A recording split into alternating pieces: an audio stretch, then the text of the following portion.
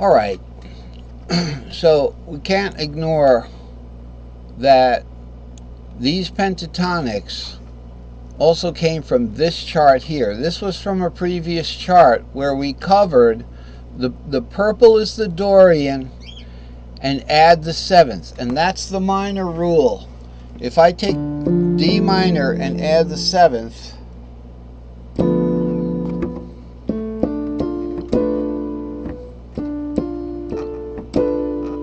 I get a nice 7 half diminished seventh.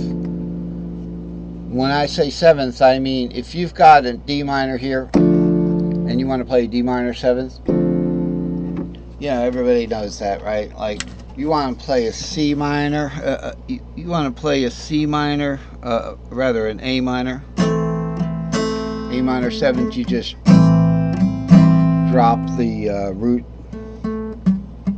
down to that G. Okay, so we've got essentially a B half diminished seventh. All right, so that's going to be, we can play it from this pattern stack here. All right, now one of the easiest patterns to play before we get back into this, one of the easiest patterns to play is the S4L. The S4L has an S2L here, the one in black and white, surrounded by the bottom part of an S3L and the top part of an S3L. But when you start on that 7, okay, so right there you've got a lot of these notes. You've got the 7th, because remember the pentatonic scale for the half diminished is 7. Okay, and they call it flat 2. They call it root flat 2, flat 3, flat 5s, and 7. But I call it 7, root 2, 4, and 6. So that's what we're going to play here when we play this pattern stack here. Let's zoom in on it. Starting on the 7 there, it'd be like...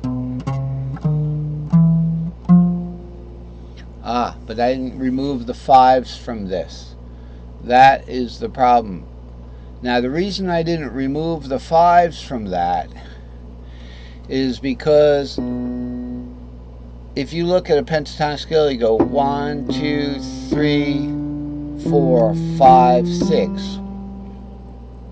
I think I left the 5 in there either by accident or whatever, but the colored notes, okay, and I made these black and white so you could see the S2Ls here. I made the S2Ls black and white there. So we just play the colored notes, which have the background, they're done in backwards background, so I'm not going to play the 3. So it's good to see all those numbers, okay, because that means you could play it diatonically.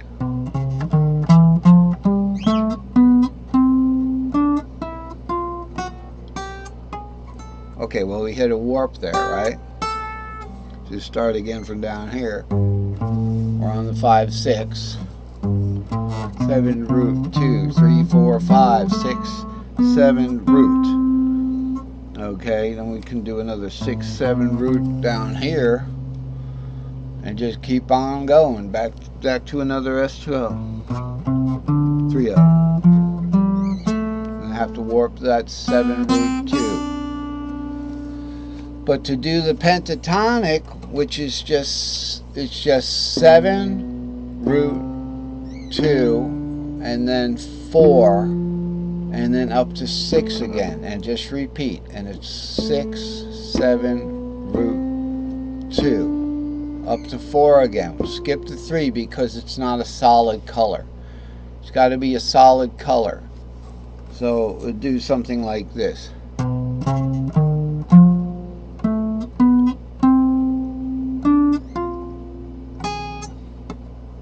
Had to warp. Alright, so that's pretty much the pentatonic there. You can start it on any note. So as long as that note is part of the pentatonic scale. Just as I explained before, you know, the way when you're in the C position, you're starting from the third. The A position starts from the fifth. So if you want to start it from the sixth, let's say, okay, so that would be this note. It would be an A. It would be an A, which is the sixth. Okay, it's actually the seventh of the seventh, which is the half diminished. Seventh the half diminished, but it's the sixth of the key of C. Started from the sixth. Everything's relative to the parent key, which is the key of C, right? Or whatever key you're in. So then we could start it from this string, playing only solid notes.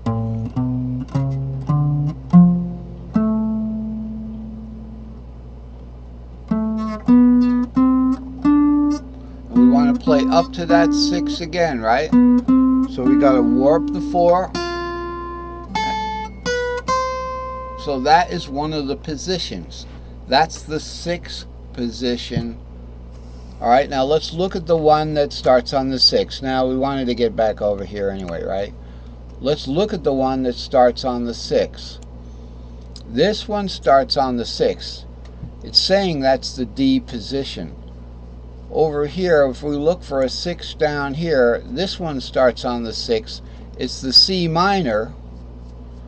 C minor, remember, C is the root of the C is on the second string. There's your C minor shape right there. Okay, regular C shape would be going up perfect fourth and then a minor third. A perfect third, then a minor third. C minor is a minor third, then a perfect third.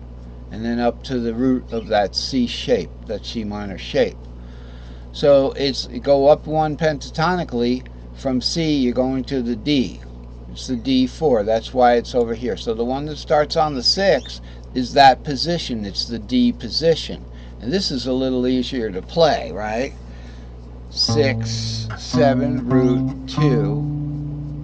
Why? 4. Because this is warped. 6, 7, root, 2, 4, 6.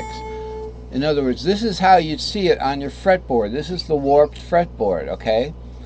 How do you check it? Same note top and bottom, same note top and bottom. Over here in the unwarped pattern, you look up, you got 1 over.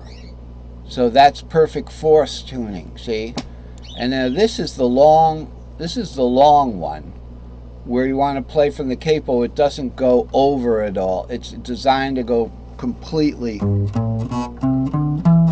bonkers this way. Alright? And it's really just an S3XL and an S4L.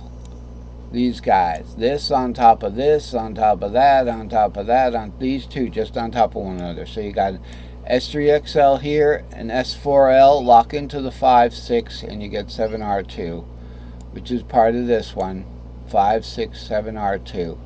And you put another S3XL on there. Same thing. You can play it from the 6th there, but this is unwarped. This is unwarped. So we'd have to hit the tuning warp when we go to this string here, okay? This 4 wouldn't be right above the root. It'll be over.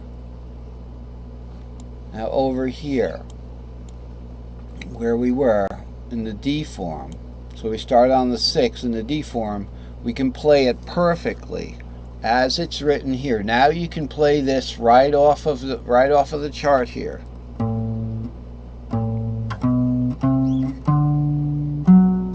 Sorry, I think I can.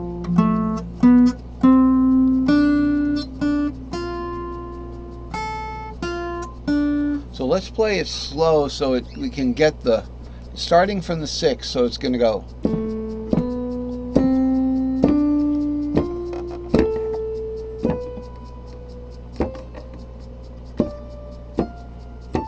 Okay.